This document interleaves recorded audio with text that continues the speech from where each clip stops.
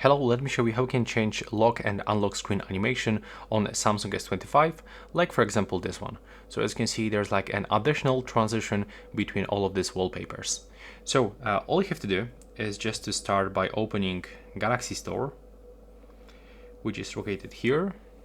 Now click on search and you have to input this phrase, good lock. Get this application on your Samsung, open it,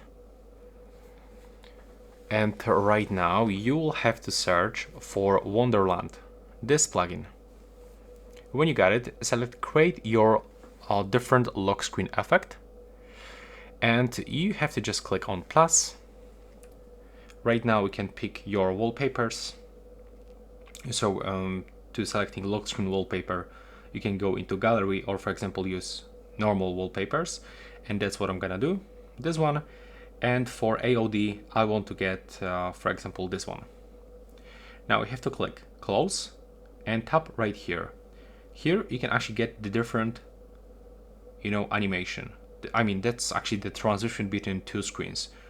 In my opinion, this one looks pretty cool. There we go. And when you go right here, you can even change glow size and speed. So let's check how it works right now. There we go. And right now, if you want to save this, you have to just click here. And by the way, there's actually the preview, how it looks. Click here, and now you can change name of this one.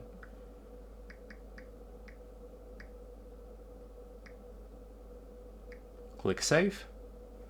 Now just wait for it. And you have to select to set as a wallpaper. So select lock screen or lock screen and home screen. That's your choice. Now just wait for it and let's find out if it works. Yeah, there we go. As you can see, it is working. So that's how it looks. Thanks for watching.